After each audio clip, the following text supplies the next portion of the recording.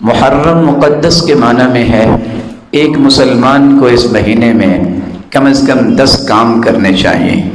پہلا کام یہ ہے جو رسول اللہ صلی اللہ علیہ وآلہ وسلم نے صحابہ کو سکھایا ہے، اور وہ یہ ہے کہ 10 محرم کا روزہ رکھیں۔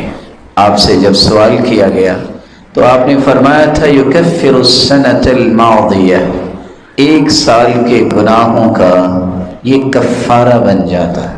اور آپ نے اس بات کی خواہش پیش کی تھی اگر میں آئندہ سال زندہ رہا تو میں 9 کا بھی روزہ رکھوں گا۔ سیدنا عبداللہ ابن عباس رضی اللہ تعالی عنہ اس لیے فرماتے ہیں 9 کا اور 10 کا روزہ رکھو۔ 10 کا روزہ اس لیے رکھیں گے کہ ایک سال کے گناہوں کی معافی مل جائے، اور 9 کا روزہ اس لیے رکھیں گے کہ آپ صلی اللہ علیہ وسلم کی خواہش تھی کہ یہودیوں کی مخالفت ہو، وہ بھی 10 کا روزہ رکھتے ہیں، تو آپ نے مخالفت کے لیے 9 کے روزے رکھنے کی بھی بات کی۔ دوسرا کام جو ہمیں اس مہینے میں کرنا چاہیے کہ بھلے آپ کی مجبوری ہے کہ آپ جنوری فروری کے ساتھ اپنے جملہ معاملات کو منسلک کرتے ہیں، آپ کم از کم دینی امور کو اسلامی سال کے ساتھ ہی جوڑے رکھیں۔ زکوٰۃ ہے، اور آپ کے علم میں ہے کہ اگر کسی عورت کو طلاق ہو جائے 3 مہینے جو عدت ہے وہ 3 مہینے اسلامی سال کے 3 مہینے ہیں۔ اسی طرح کسی کا خامن فوت ہو جائے تو 4 مہینے 10 دن جو عدت ہے وہ بھی اسلامی مہینوں کے اعتبار سے ہے۔ تو جن چیزوں کو اللہ ذوالجلال نے اس نظام کے ساتھ جوڑا ہے، اگر ہم توڑیں گے تو سب سے پہلے تو اللہ ذوالجلال کی اس تعلیم کی مخالفت ہوگی، اور رسول اللہ صلی اللہ علیہ وآلہ وسلم نے جو صحابہ کرام کو ایمان دیا ہے یہ اس کی مخالفت ہوگی، پلس اس کے کہ بہت سارے دینی نقصانات ہوں گے۔ تیسرا کام جو اس مہینے میں کرنے والا ہے کہ ہمیں ان مقدسات کا، ان محرمات کا احترام اور مقدسات کی قدسیت اور تقدس پہ کوئی حرف نہیں آنے دینا چاہیے۔ جیسا کہ اللہ کی ذات ہے تو اللہ کی قدسیت، اس کی عظمت پر کبھی کمپرومائز نہ کرے۔ اس پہ جو انسان حرف زنی کرتا ہے، زبان کھولتا ہے، ایک مسلمان کا اس کے ساتھ کوئی تعلق نہیں ہوتا۔ کہ کبھی بھی قرآن مجید کی عظمت اور تقدس پر حرف نہیں آنے دینا چاہیے۔ ہر وقت اس کی عظمت کو سمجھیے، کتنا عظیم ہے یہ قرآن۔ ایک چوتھی بات جو ہے وہ ہمیں یاد رکھنی چاہیے کہ اس مہینے میں ہمیں اس بات کا عہد کرنا چاہیے کہ رسول اللہ صلی اللہ علیہ وآلہ وسلم کی عظمت یہ ہمیشہ ہمارے دل میں قائم رہنی چاہیے۔ اللہ نے دلوں کو جھانکا، سب سے خوبصورت دل محمد مصطفیٰ کا پایا۔ اللہ نے اس ہستی کو چن لیا، ایسی عظمت دی کہ سرتاج رسول بنا دیا۔ جس شخص کا یہ ایمان ہے کہ اللہ کے رسول آخری پیغمبر ہیں اور پوری کائنات سے اعلیٰ ہیں، پھر اس کی اطاعت بجا لاتا ہے، یہ ہے مومن۔ جو آپ کی عظمت کو تسلیم نہیں کرتا یا آپ کی عظمت کو تسلیم کرتے ہوئے کہتا ہے کوئی اور بھی ہے جو اللہ کے رسول کے بعد نبی آ سکتا ہے، ایسے شخص کو ایمان والا نہیں کہا جا سکتا۔ پھر یہ اللہ کے رسول صلی اللہ علیہ وسلم کا دین جو لے کے آئے ہیں صحابہ کرام، 5ویں ان کی عظمت ہمارے دل میں ہونی چاہیے۔ کتنی عظمت؟ جس کے بارے میں اللہ نے عظمت بیان کر دی۔ اگر ہدایت یافتہ دیکھنے ہیں تو صحابہ ہے، کامیاب دیکھ رہے ہیں تو صحابہ ہے، اللہ کا لشکر دیکھنا ہے تو صحابہ ہے، روئے زمین پہ سب سے بہترین دیکھنا ہے تو صحابہ ہے۔ میں ان سے راضی، وہ مجھ سے راضی، اور ان کے لیے ایسی جنتیں میں نے تیار کی ہیں جس میں ہمیشہ ہمیشہ رہیں گے۔ اس عظمت کو چھوڑ کر اگر کوئی زبان درازی کرے تو بس 2 باتیں یاد رکھیے گا۔ ایک بات امام احمد بن حنبل نے فرمائی ہے جو 10 لاکھ حدیثوں کے حافظ تھے، تمہیں نظر آئے کہ کوئی شخص ان عظیم لوگوں کے بارے میں زبان درازی کر رہا ہے تو اس کے اسلام پہ تہمت لگانا، یہ دیکھنا مسلمان بھی ہے کہ نہیں، کیونکہ مسلمان تو ایسا نہیں کر سکتا۔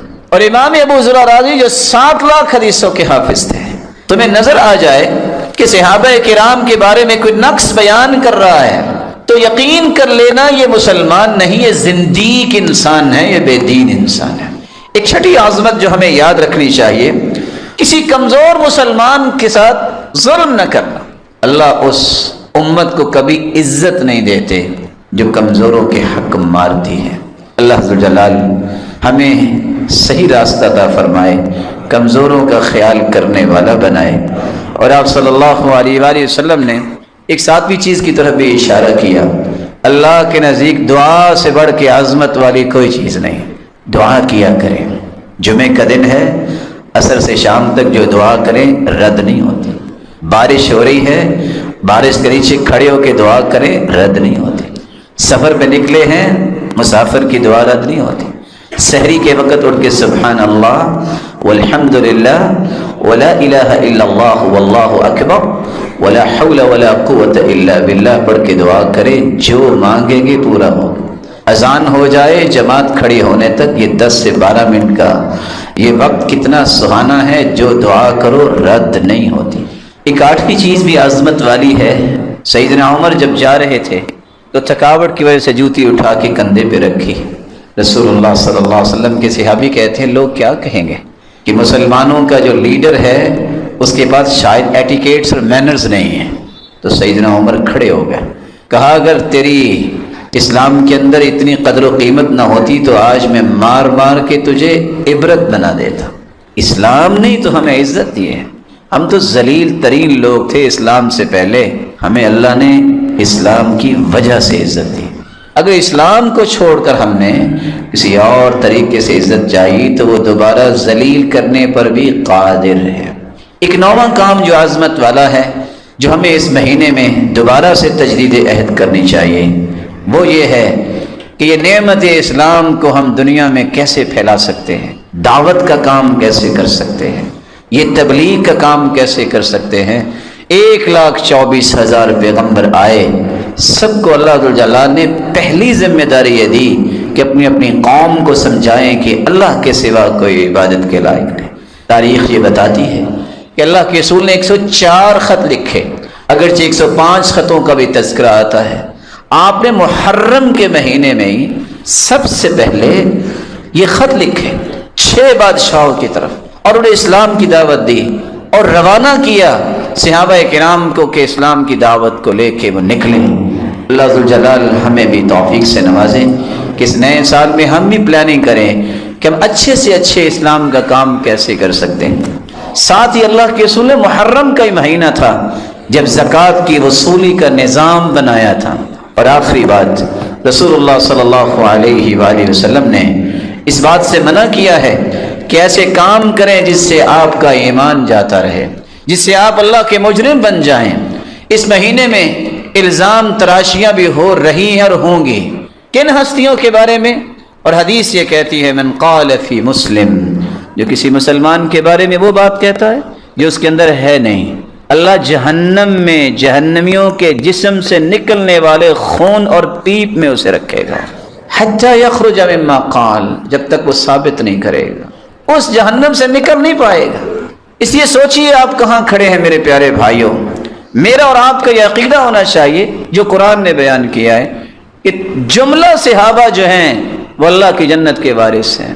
اور اگر یہ کہنے والا کہے والعیاذ باللہ کہ سوائے چند صحابہ کے نعوذ باللہ سارے مرتد ہو گئے تھے تو کیسا ایمان بچا؟ یہ کیسے کل قیامت کو حالات ہوں گے؟ رسول اللہ صلی اللہ علیہ وسلم کے اس تربیتی پیکج کو جب ہم دیکھتے ہیں، جو تربیتی پیکج جس کے ذریعے آپ صلی اللہ علیہ وسلم نے صحابہ کی تربیت کی، تو اس مبارک مہینے کا پہلا پیغام یہ ہے، نئے سال کا آغاز ہو رہا ہے، ہمیں سب سے پہلے اپنا محاسبہ کرنا چاہیے۔ رسول اللہ صلی اللہ علیہ وسلم کے اوپر نازل ہونے والا قرآن اس بات کی طرف بلاتا ہے، یا ایھا الذین آمنوا اتقوا اللہ، اے ایمان کا دعویٰ کرنے والو اللہ سے ڈر جاؤ، وَلْتَنظُرْ نَفْسٌ مَا قَدَّمَتْ لِغَدْ، اس بات کو دیکھو کہ تم نے کل قیامت کے لیے کیا کچھ آگے بھجوایا ہے۔ ہر جان یہ سوچے وہ وقت آنے والا ہے، وہ وقت قریب ہے جب ایک چٹیل میدان میں پوری کائنات کو جمع کیا جائے گا، ایسا چٹیل میدان لا تری فیہ عوجا ولا امتا، نہ کوئی اونچ نیچ ہوگی کوئی چھپ سکے، نہ وہاں کوئی درخت ہوگا، نہ وہاں کوئی پہاڑ ہوگا، پوری کائنات میدان محشر میں جمع ہوگی۔ وہ حسن جو تم دنیا میں حاصل کرتے ہو، حاسبو قبل ان تحاسبو، اپنا محاسبہ خود کرو۔ سیدنا عمر رضی اللہ تعالیٰ عنہ کہا کرتے تھے اس سے پہلے کہ تمہارا محاسبہ قیامت کو کیا جائے، وَتَزَيَّنُوا لِلْعَرَضِ الْأَكْبَرِ، آج تم دنیا میں بھی زینت اور حسن اختیار کرتے ہو، لباس پہن کر، جوتا پہن کر، بالوں کو بنا کر، لیکن قیامت کا دن آنے والا ہے کہ تمہارے جسم پہ کوئی لباس نہیں ہوگا، تمہارے پاؤں میں کوئی جوتی نہیں ہوگی، تمہارے بال بکھرے ہوئے ہوں گے۔ اللہ کے رسول صلی اللہ علیہ وسلم نے یہی بات سمجھائی تھی، سَتُحْشَرُونَ يَوْمَ الْقِيَامَةِ حُفَاةً عُرَاةً غُرْلًا بُهْمًا، ان قریب تمہیں میدان محشر میں جمع کیا جائے گا، جسم پہ لباس نہیں ہوگا، پاؤں میں جوتی نہیں ہوگی، بال بکھرے ہوئے ہوں گے، اور اسی طرح جس طرح غیر مختون انسان پیدا ہوتا ہے اسی حالت میں میدان محشر میں اللہ کے سامنے پیش کیا جائے گا، اور حالت یہ ہوگی وَجَاءَ رَبُّكَ وَالْمَلَكُ صَفًّا صَفًّا، فرشتے صفوں میں ہوں گے، اللہ رب العزت میدان محشر میں تشریف لائیں گے جیسے کہ اس کی شان کو لائق ہے، اللہ کے نور کی تجلیوں سے، وَأَشْرَقَتِ الْأَرْضُ بِنُورِ رَبِّهَا، اللہ کے نور کی تجلیوں سے میدان محشر روشن ہو جائے گا۔ جب یہ بات اللہ کے رسول صلی اللہ علیہ وسلم نے بتائی تو سیدہ عائشہ پریشان ہوئی، کہتی ہیں یا رسول اللہ صلی اللہ علیہ وسلم، الرجال والنساء ينظر بعضهم الى بعض، ساری زندگی تو ہم نے پردہ کیا، ہم نے اپنی عزتوں کی حفاظت کی، اپنی عصمتوں کو چھپایا، کیا قیامت کے دن کوئی لباس نہیں ہوگا؟ کیا مرد اور عورتیں ایک دوسرے کی طرف دیکھیں گی؟ تو رسول اللہ صلی اللہ علیہ وسلم نے فرمایا یا عائشہ، اے عائشہ رضی اللہ عنہا، آپ کیا بات کر رہی ہو؟ الامر اشد من ان یہمہم ذاک، معاملہ تو اس سے بھی بڑا ہوگا، کسی کو ہوش ہی نہیں ہوگی کہ ہم کہاں کھڑے ہیں، سب کچھ بھول چکے ہوں گے۔ وَتَرَى النَّاسَ سُكَارَى وَمَا هُمْ بِسُكَارَى، لوگ یوں محسوس ہوگا جیسے نشہ کیا ہوا ہے لیکن انہوں نے نشہ نہیں کیا ہوگا۔ ایک وقت آئے گا یکون الناس کالفراش المبثوث، اس طرح پتنگوں کی طرح گرے ہوں گے لوگ، لیکن ایک وقت آئے گا سب کی صفیں بنائی جائیں گی، نیک لوگوں کی صف، انبیاء کی صفیں، اولیاء کی صفیں، علماء کی صف، فرشتوں کی صفیں، اللہ رب العزت ایک ایک انسان کے ساتھ مخاطب ہوں گے۔ ان ربکم یحاضر ولیس بینہ وبینہ ترجمان ولا حجاب، ایک وقت آنے والا ہے اللہ رب العزت ہر انسان سے ہم کلام ہوں گے، کوئی ترجمانی کرنے والا نہیں ہوگا، کوئی ٹرانسلیٹر وہاں نہیں ہوگا، ولا حجاب، کوئی پردہ بھی نہیں ہوگا۔ آج دنیا میں کوئی بات صحیح بیان نہیں کر سکتا، کہتے ہیں فلاں کی مدد لے لیتے ہیں، وہ کلیریفیکیشن صحیح دے سکتا ہے، فلاں کو بلا لیتے ہیں، وہ آرگیو اچھا کر لیتا ہے، فلاں کو بلاتے ہیں، اس کے پاس لینتھ ایکسپیرینس ہے، ڈیبیٹ اچھی کرتا ہے۔ قیامت کے دن ہر شخص نے اپنا حساب خود دینا ہے۔ وَلَيْسَ بَيْنَهُ وَبَيْنَهُ تُرْجُمَانٌ وَلَا حِجَاب، کوئی پردہ بھی نہیں ہوگا اور کوئی ترجمانی کرنے والا بھی نہیں ہوگا۔ اور پہلا سوال یہ ہوگا، جب تک 4 سوالوں کے جواب نہیں دے گا اس وقت تک قدم نہیں اٹھا سکے گا۔ لا تزول قدم عبد حتى يسأل عن 4، جہاں انسان کھڑا ہے کھڑا ہی رہ جائے گا۔ سوال کیا ہوں گے؟ سب سے پہلا سوال ان علمہ ما عمل به، بتاؤ تجھے معرفت، پہچان، علم جو ملا تھا تم نے عمل کتنا کیا تھا۔ وعن عمرہ فیما افنا، تجھے زندگی کی نعمت دی تھی، تیری صبحیں، تیری شامیں، تیری ظہریں اور تیری عصریں اور تیری راتیں کہاں گزرتی تھی۔ وعن شبابہ فیما ابلا، تو نے جوانی کو کھپایا کہاں تھا۔ وعن مالہ من این اکتسب، بتاؤ ذرا یہ مال تیرے پاس آیا تو کہاں سے آیا تھا۔ وفیما انفقہ، اور بتاؤ مال تو آ گیا پھر تم نے خرچ کہاں کیا تھا۔ سوالات ہوں گے، جوابات دینے پڑیں گے اور اللہ دکھائیں گے سب کچھ۔ ایسی کتاب جب ام سلمہ رضی اللہ تعالی عنہا نے یہ سنا کہ عورتیں اور مرد بغیر لباس کے میدان محشر میں جمع ہوں گے تو وہ رونے لگ گئی، کہتی ہیں وَسَوْأَتَا وَسَوْأَتَا، ہائے کاش کیا بنے گا، بے لباس ہو جائیں گے قیامت کو. تو رسول اللہ صلی اللہ علیہ وسلم نے فرمایا یا ام سلمہ، اے ام سلمہ تم کیا کہہ رہی ہو؟ شغل الناس، لوگ تو مشغول ہوں گے. قلت وما الذي يشغلهم یا رسول اللہ صلی اللہ علیہ وسلم، سرتاج رسول کون سی مشغولیت قیامت کو؟ قال نشر الصحائف فيها مساقيل الزر ومساقيل الخردل. اے ام سلمہ حالت یہ ہوگی کہ لوگ پسینے میں ہوں گے. یکون الناس على قدر اعمالهم في العرق، اپنی بد اعمالیوں کی وجہ سے میدان محشر میں پسینے میں ہوں گے. منهم من يكون الى کعبی، کسی کا پسینہ اس کے جسم سے نکلا ہوا اتنا ہوگا کہ اس کے ٹخنے پسینے میں ہوں گے.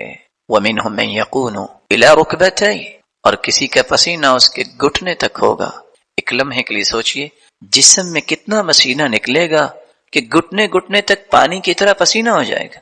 ومنهم من يكون الى حقوي، کسی انسان کا پسینہ اس کی کمر تک ہوگا. ومنهم من يلجمهم الجاما، اور کچھ لوگوں کا پسینہ ان کے منہ تک ہوگا جیسے لگام پہنائی ہوئی ہے. اور صحیح بخاری کے الفاظ یہ ہیں حتی یذهب عرقهم 70 ذراعا، فٹ کی بات نہیں ہے، 70 ہاتھ پسینے میں وہ شخص ڈبکیاں لے رہا ہوگا. کچھ ایسے بھی بدبخت ہوں گے. اور ہوگا کیا؟ نشر الصحائف، رجسٹر پھیلائے جائیں گے، 99 رجسٹر. فیہا مساقیل الذر ومساقیل الخردل، رائی کے دانے کے برابر. ریت کے ذرات تو دیکھے ہیں آپ نے، ریت کے ذرے کے برابر. اور روشنی جب آتی ہے، کوئی سوراخ ہو دروازے میں یا دیوار میں، تو ہم روشنی کی وہ جو کرن آتی ہے اس میں جو چھوٹی چھوٹی چیزیں نظر آتی ہیں، یہ خردل ہے، یہ رائی کا دانہ ہے. اتنی بھی نیکی لکھی ہوگی، اتنا گناہ بھی وہاں لکھا ہوگا، اور انسان دیکھ کے حیران رہ جائے گا، کہے گا ما لهذا الكتاب لا يغادر صغیرہ ولا کبیرہ الا احصاها. یہ کتاب کیسی کتاب ہے؟ اس نے زندگی کا کوئی پل نہیں چھوڑا. اس نے ہر چھوٹی نیکی، ہر چھوٹے گناہ، ہر بڑی نیکی، ہر بڑے گناہ، سب کو محفوظ کیا ہوا ہے. پوری کائنات کے سامنے